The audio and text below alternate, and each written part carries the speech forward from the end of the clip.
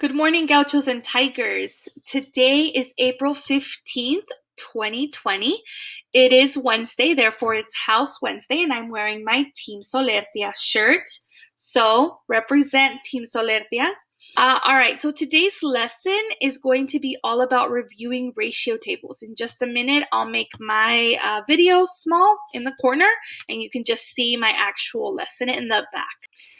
All right. So again, the lesson will be said in English and then in Spanish. Reviewing equivalent ratios. Repasando raciones equivalentes. The first thing we do, as always, is to jot down our vocabulary. We're going to do it a little bit differently now that we're doing distance learning. So what I'm going to do is in the slide deck, this is called a deck, I'm going to send you each time. You will get to see a sheet that says the vocabulary and any words I have for that particular lesson. So for today's lesson, I have part-to-part ratio and equivalent. Okay. En lo general, siempre han escrito sus palabras de vocabulario.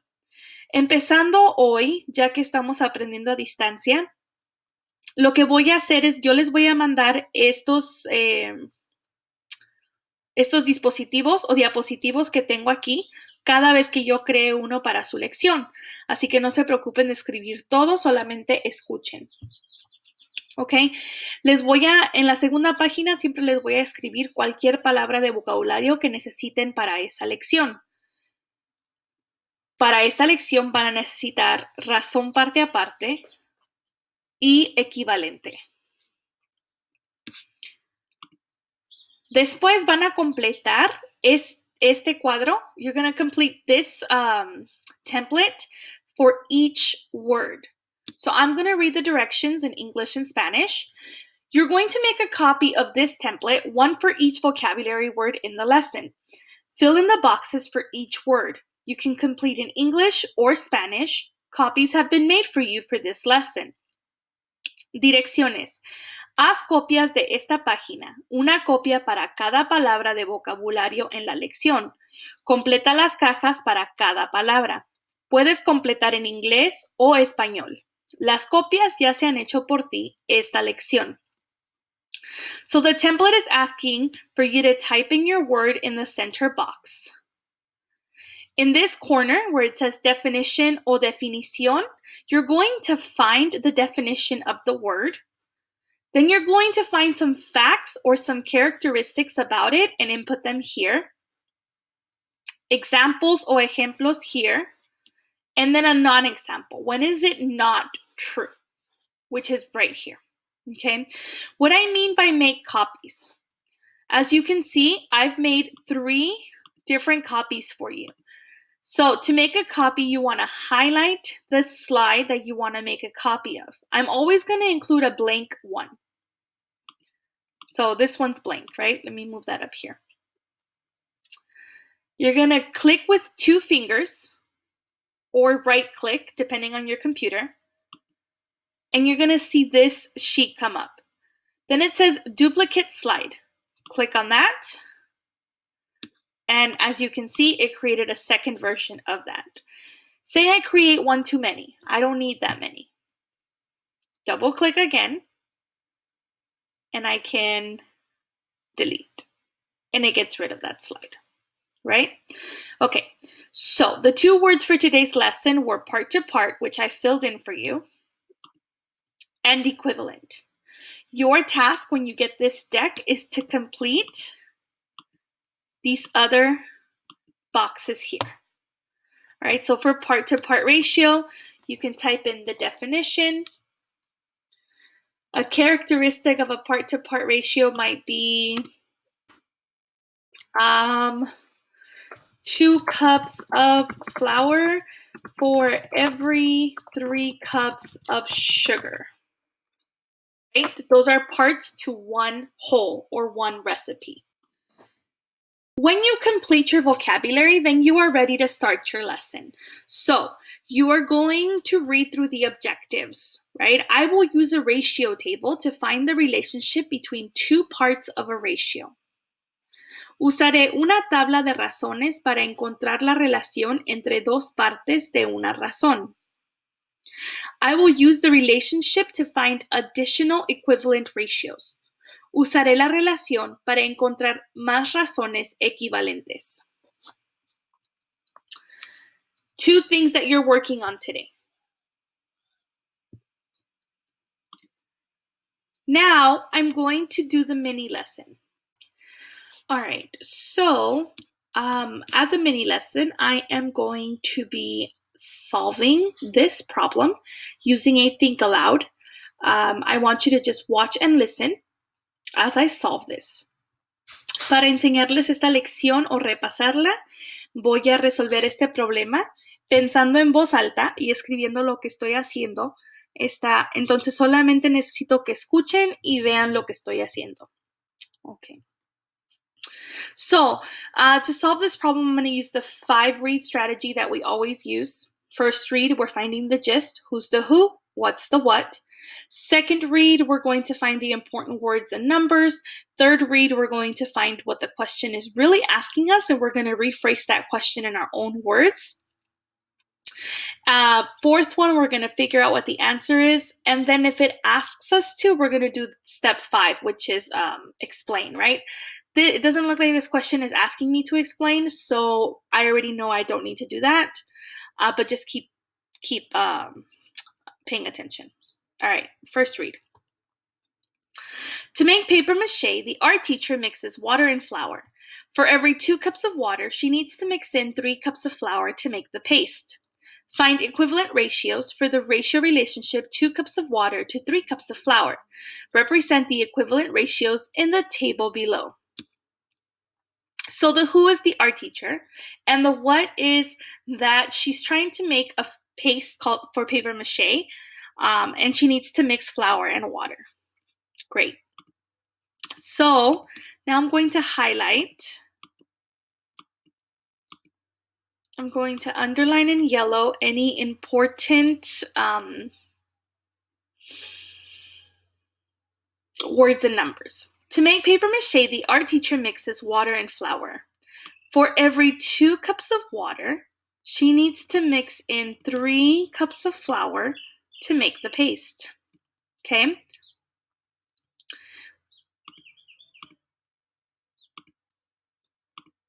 We need to find equivalent ratios for the ratio relationship 2 cups of water to 3 cups of flour.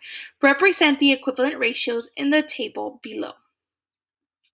All right, the next thing is we need to read it one more time and this time really find out what the question is asking. So again, to make paper mache, the art teacher mixes water and flour. For every 2 cups of water, she needs to mix in 3 cups of flour to make the paste. Find equivalent ratios. So we're going to find equivalent ratios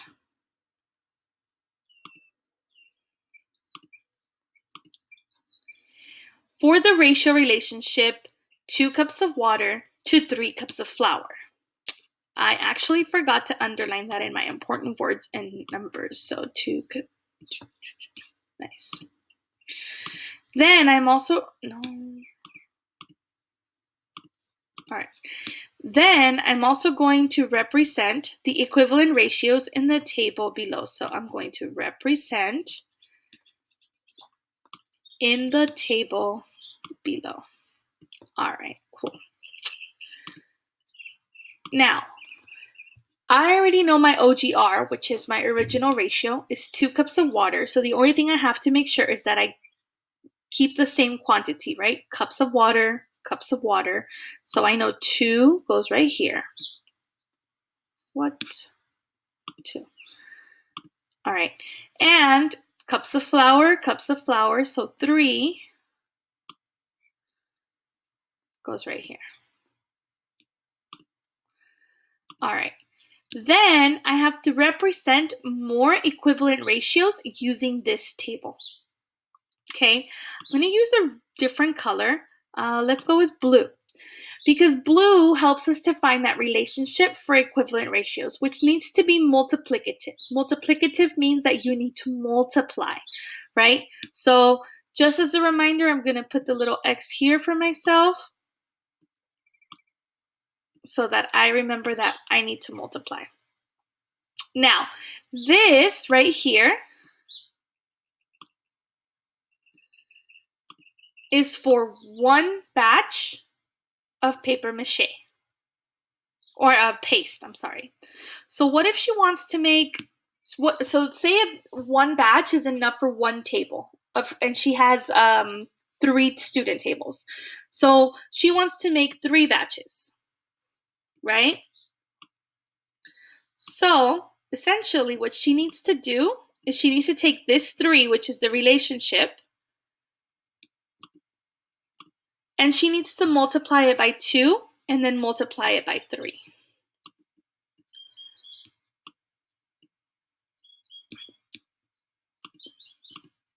Sorry, guys. All right. So 2 times 3 means she's going to need 6 cups of flour. What I do to one side, I have to then do to the other. So I'm also going to multiply on this side, and I'm also going to multiply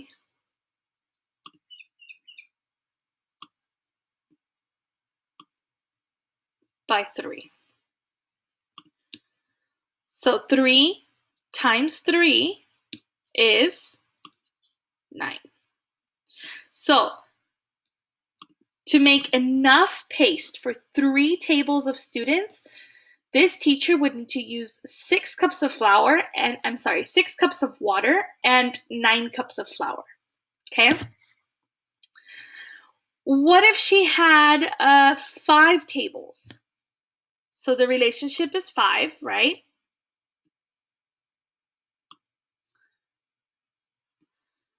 And why don't we make that a different color so we don't get confused?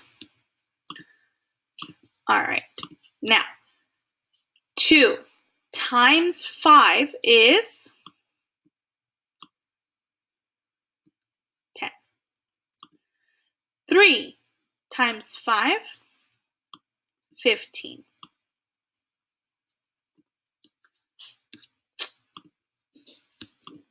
She had 5 art classes, and in each class, she has 5 tables. So she needs to make the paste that many more times.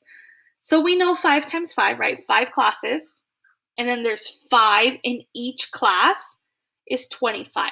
So I can make a ratio, a larger ratio. So let's make it a little darker, and let's do 25.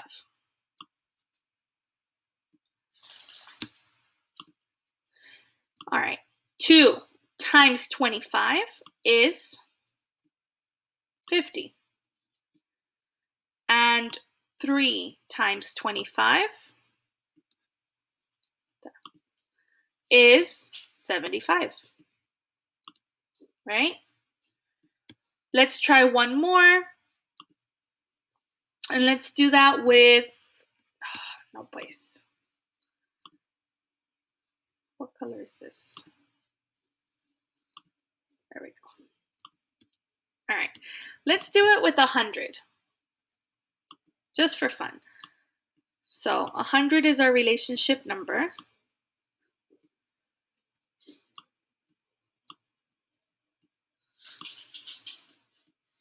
Okay, so what's 2 times 100?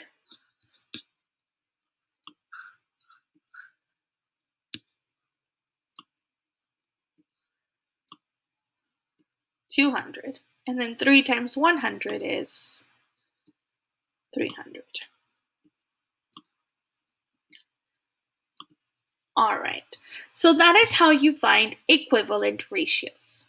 You always want to refer back to your most important ratio, which is your original ratio.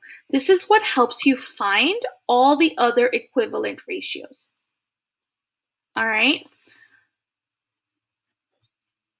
so now that we've done the mini lesson, your job is to complete the practice problems that's in your Google Classroom. It looks like one big sheet, and you can turn it in and edit it. Okay, so on it, you're gonna see the table on the side of your worksheet. These boxes that have these blank boxes, I highlighted them yellow in your worksheet. Those are the only boxes that you're going to put values in. The other ones, don't change them because those are the numbers I'm giving you to help you find that equivalent ratio. You're going to put your original ratio here. You're going to complete the table here.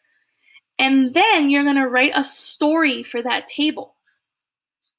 So you might say, if I didn't have this story here, so for example, I'm going to block it off. Say I don't have that story, but I have this information. I can write my own story and I can say, Miss Marquez was an art teacher and she needed 2 cups of flour and 3 cups of water. And I will write that there. When you complete all 3, then you will turn in your assignment and you will be done for today. That is today's lesson. I'll see you again tomorrow for another lesson. Have a great day. Okay.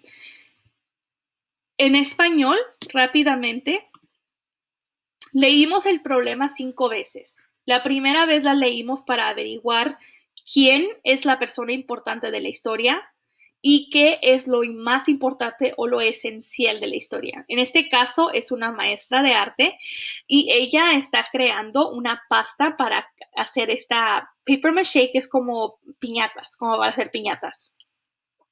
Okay. Para hacer su mezcla, la maestra necesita 2 tazas de agua y 3 tazas de harina.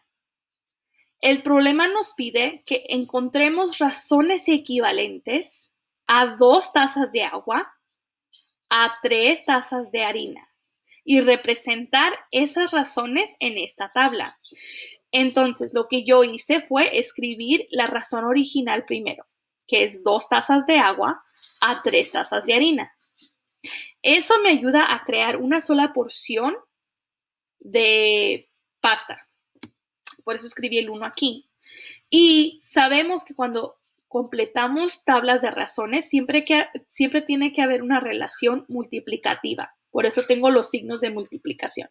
Bueno, vamos a decir que la maestra necesita hacer 3 tazas. 2 por 3 son 6 tazas de agua. Y lo que se hace a un lado, se hace a otro. 3 por 3, porque están haciendo 3 tambos de pasta, son 9 tazas de harina. ¿Okay? Digamos que ella necesita crear 5 tambos de pasta. Nuevamente regreso a mi razón original. Utilizo la relación multiplicativa. Como va a crear 5 y sé que una sola pasta necesita 2, voy a multiplicar 2 por 5. Ahora sé que necesito 10 tazas de agua. Lo que yo le hago a un lado, lo tengo que hacer al otro. Originalmente necesito 3 tazas de harina, pero quiero hacer 5 porciones. Entonces es 3 por 5, me salen 15. ¿Qué tal si quiero hacer 25 porciones? Razón original, 2 por 25, 50. Razón original, 3 por 25, 75. ¿Qué si quiere hacer 100 porciones? Es lo mismo. Razón original es de 2. 2 por 100 nos da 200. Y 3 por 100, porque lo que le hacemos a un lado, lo hacemos al otro, es 300. Muy bien. Vas a completar este documento que está en tu Google Classroom. Tienen estas tablas en el papelito, en el documento, solo que yo he pintado las cajas en blanco en amarillo para que sepan que esas son las cajas donde ustedes tienen que ingresar su respuesta. Si ya tienen número como el 22, el 2, el 16, déjenlo así. Esos son los números que yo les estoy dando para poder completar los problemas. ¿Sale? Perfecto. Se parece así y yo he puesto la tabla aquí. Entonces van a completar la tabla aquí. Aquí me van a poner la razón original. La razón original es la primera razón. La van a poner aquí.